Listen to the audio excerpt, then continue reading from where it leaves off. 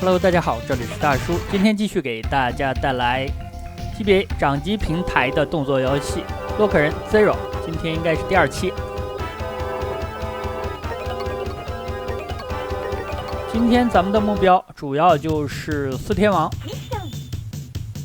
众所周知啊，四天王有5个人，但是本作里边四天王真的是4个，所以说实力方面感觉有所欠缺吧。这里是新阿卡迪亚的超级战车入侵了反抗军的基地，咱们要把它摧毁。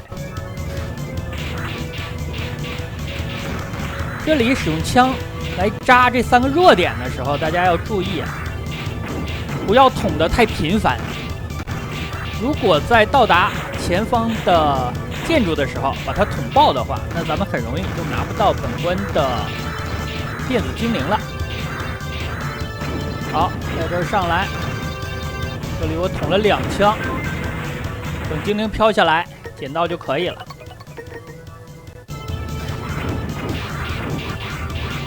另外，这些小飞机、小飞行器也能够打出来一个精灵，所以说你要等一会儿才拆。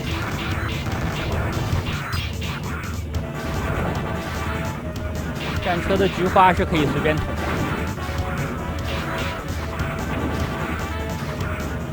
还要等一会儿才能刷下一波的飞行器。最后里边会出现一个小兵，对咱们进行攻击。有几种攻击方式，可以用枪、用手雷，还有拘束弹。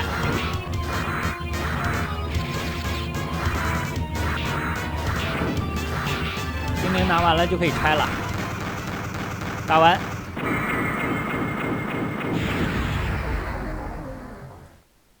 看这台机器好像是挖矿用的，可能是后来改装的。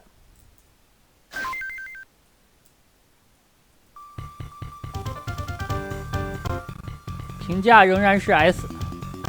上一期有小伙伴给我留言说：“大叔啊，你能不能打一个全 S 的评价？”其实打全 S 对我来说最别扭的一点是，有些关卡需要无意义的刷怪，甚至你需要刷几十个。我觉得还是太拖沓了。如果不刷的话，评价应该能够维持在 A 以上。A 以上的话 ，BOSS 也是会发一些超级招式的，所以说我就不刻意的追求评价了。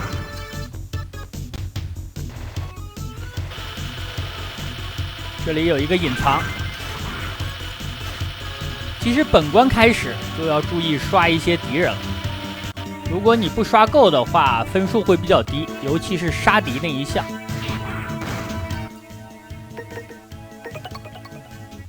当然，本作的评价是一个平均数，它是这些关卡综合的一个考量。所以说，咱们本关如果没刷怪的话，评价还不至于马上掉下来。但是对刷怪数量有要求的关卡，如果咱们连续的2关、3关不去刷它，可能评价就会掉到 A 级。这种机械乌龟也是有电子精灵的，弱点是头部。乌龟的弱点是头，很合理啊。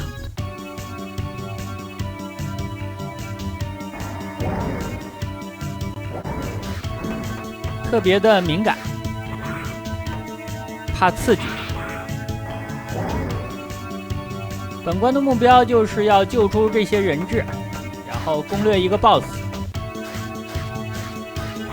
这里的 BOSS 还不是四天王呢，你可以管它叫小四天王。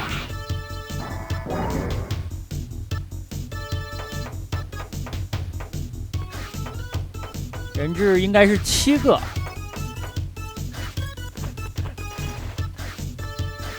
下边有一扇门，这里后期咱们能够来，但是现在过不去。选择的不是这个关卡。其实 Zero 1代的地图重复利用真的是有一点频繁了。反抗军里边还有妹子呢，这个一定要救啊！小心一点，这个家伙的头部有摄像头。刚才这个房间爬上去一看，里边关的是敌人，这是被关了禁闭了吗？这种就不要救了，救出来也需要打。其实现在这个场景，如果想刷怪的话，是比较理想的。咱们左右反复的带动屏幕卷轴就可以了。刷怪有2种好处，一是可以维持你的高评价，第二是可以让你的武器快速的升级，降低后面关卡的难度。因为武器的招式比较丰富了，你想一下，你会的姿势比较多，肯定占优势啊。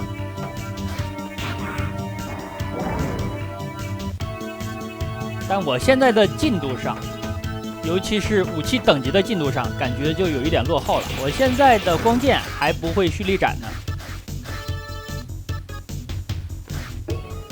这里是7个吧，无所谓，反正把妹子都救出来就成了。这里咱们用一下剑和盾的组合，这个组合是利用了游戏机制上的一个 bug 吧。反复的主副武器的切换，取消光剑的收招硬直，让它快速的攻击。对了，这个 BOSS 的名字叫做风雪雄鹿，还没有报上姓名就已经被切2半了，有一点惨啊。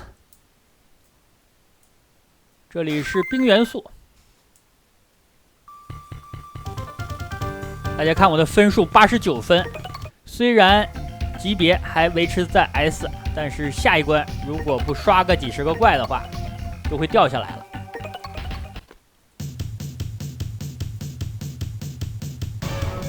本关开始，咱们就要攻略敌方的4天王了，连续的4个。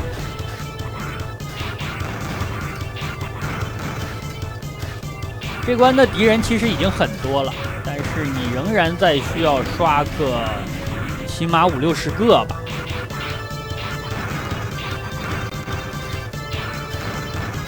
这个时间比较长，所以说就不刷了。咱们还是保持一下攻略的流畅度。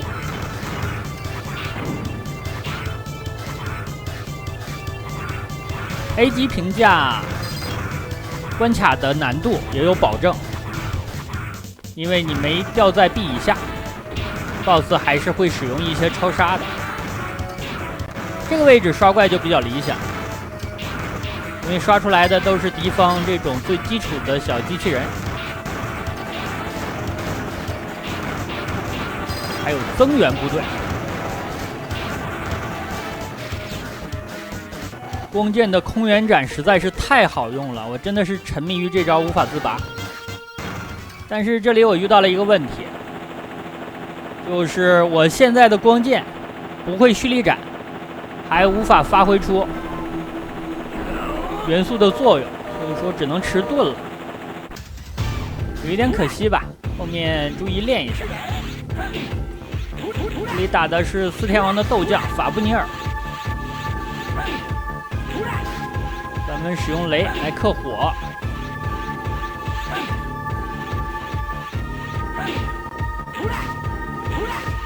这家伙看起来有一点呆呀，招式的杀伤力都不是很强。血量剩最后1条了，放不放大？放了。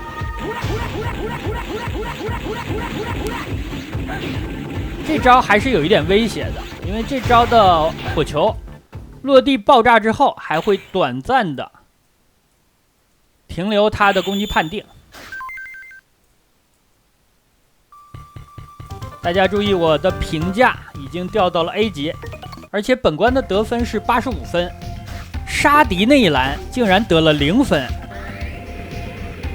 我是打倒了37个敌人，还得了0分。这样，如果想要拿到杀敌的满分15分的话，我估计至少要再刷80到100个左右的敌人吧，这个数量实在是太多了，没个2-3分钟，我感觉都刷不完。所以说，大家如果自己玩的话，打到这里想维持评价，建议在我说的那个位置刷一下。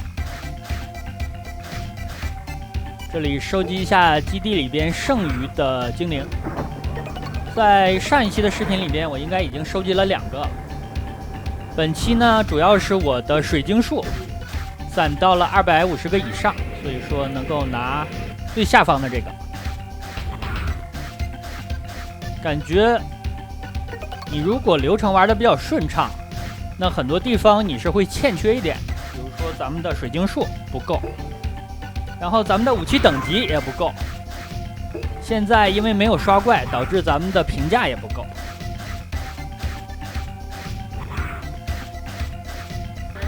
蓄力斩还是非常有用，打一些 BOSS 的话，需要触发咱们的属性。四天王打倒一个了，开始下一个。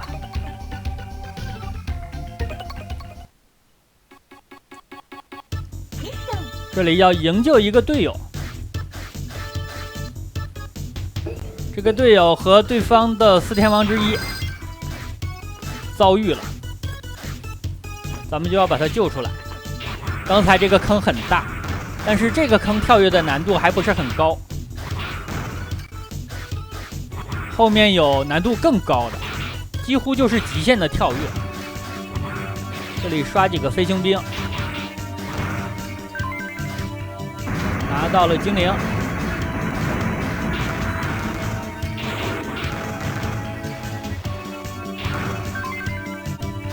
这个地方需要跳回来，跳回来这一下要手快一点，手慢了的话你抓不住墙壁的。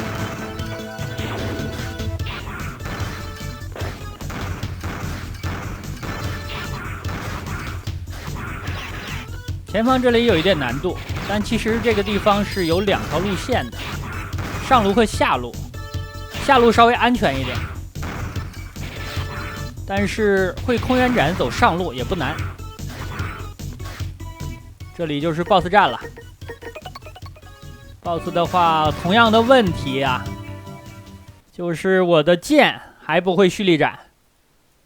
那想要触发元素攻击，还是要使用盾。这里面对的 BOSS 是四天王的贤将赫尔皮亚。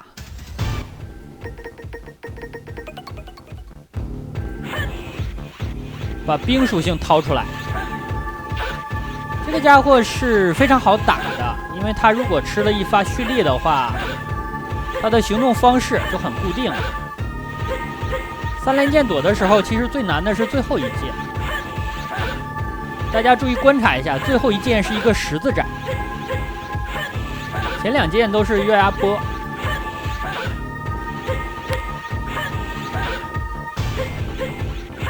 所以本期视频开始的时候我就强调了，你武器的招式丰富是很占优势的。你看这个 BOSS 只会2个姿势，非常吃亏啊。本关就没有杀敌的数量的要求，我只杀了14个，那杀敌的得分就得到了14分，差1个满分。虽然上一关的分数也拿到了99，但是由于前2关实在是没刷，所以说评价还是维持在 A 级。这里要面对四天王的影将潘恩托姆，我觉得四天王里边这个家伙是最难对付的。这里呢，打他我使用的是剑，但是我建议大家打的时候最好是使用枪。因为使用剑的话，他分身的时候，咱们很容易砍到2个。因为甲的分身爆炸的时候是会有攻击伤害的，所以说咱们的站位就要非常的讲究。距离甲的分身稍微远一点。这个家伙最可怕的攻击招式还没有出现。但是他的大招如果想破解的话，其实也不难，还是有技巧的。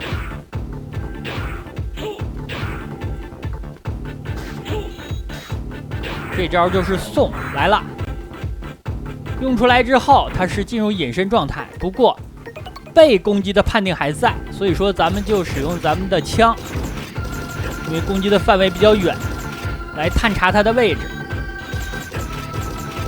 没有打到它的话，它就会放出手里剑。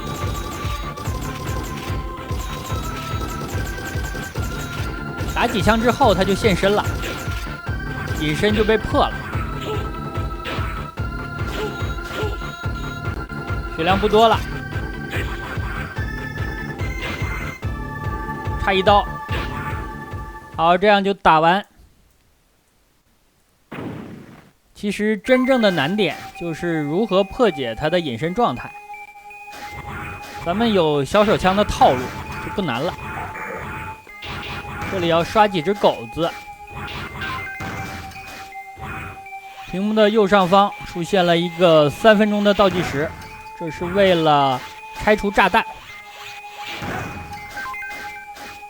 所以说本关是先打的 BOSS。我的光剑已经会蓄力了，这样后面会简单一点。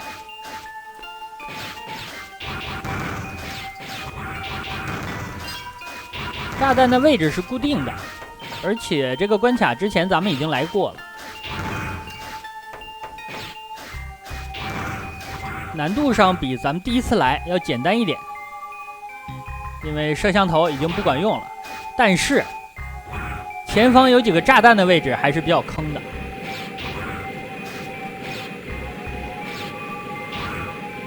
拆完之后拿走，还有5个。可能很多小伙伴还记得这个位置。新人杀手关，这些电焊枪实在是一个比一个坑。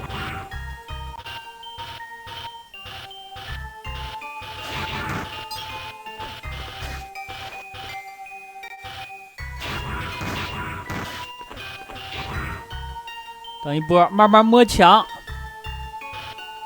幸好这个位置是刷新刚才的位置，所以说炸弹安装的位置在关卡设计的时候还是经过考量的。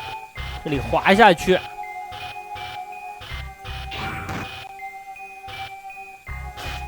难拆的几个都拆完了。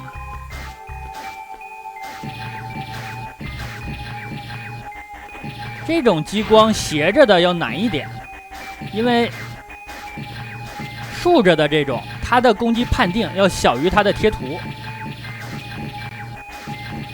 到了这个距离它都电不中你，但是斜着电的它的攻击范围就比较广了。所以动作游戏，尤其是硬核一点的动作游戏，细节往往更加重要，因为你的站位、攻击的时机差一点点，结果就天差地别。4天王打完了3个了，咱们去收拾最后一个。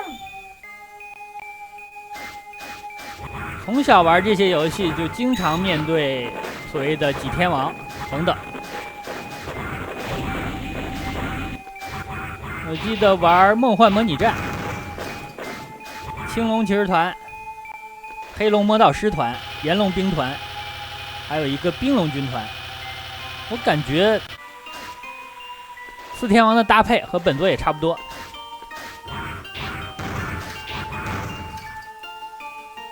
这个地方不要碰到炸弹，这个东西的爆炸范围还是有。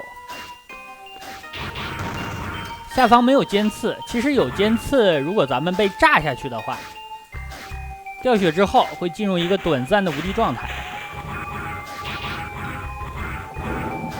这个时候在尖刺上还是能够短暂停留的。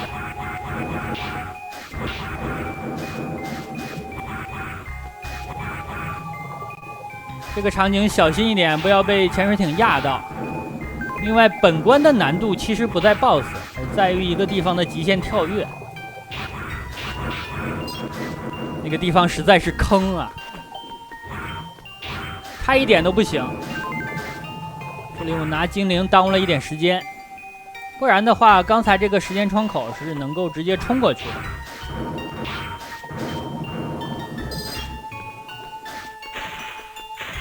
左边一个隐藏，可以了，马上就是一个极限跳跃的位置。就在这里，咱们等一波。等潜水艇升到最高的位置的时候，咱们迅速的一个加速跳，然后方向拉左，不停的点跳跃。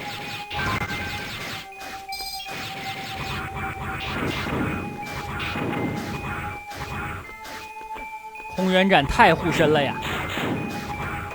好吧，我刚说完护身就打我脸啊！被从后面来了一发，这好疼啊！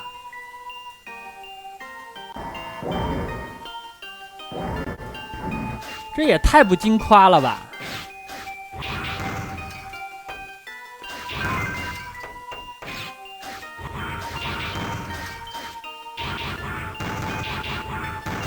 本关应该也是有刷敌数量的要求的，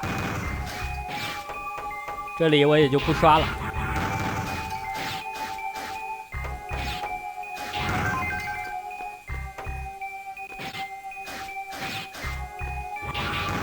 左边这一片应该是有4个精灵，拿了之后，咱们就可以继续完成本关的任务了。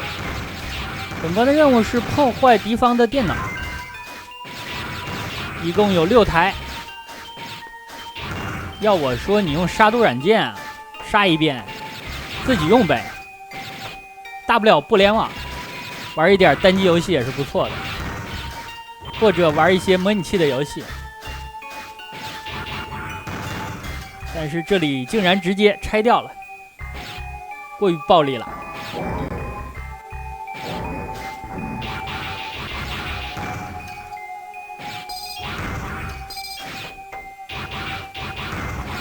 摆了3层，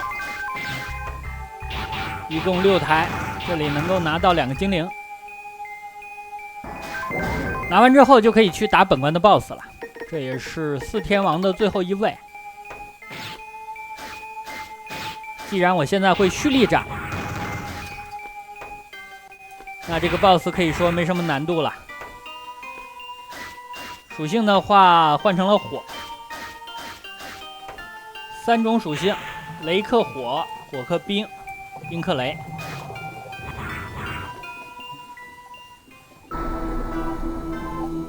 4天王的最后一位妖将雷欧亚丹登场。妹子不错呀，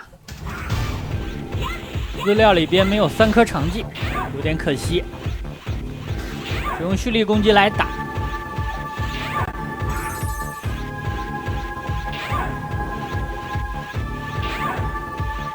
挨砍之后还往上贴，这我实在是不明白他的心态。这一剑没有斩到，这样的话4天王都已经打完了。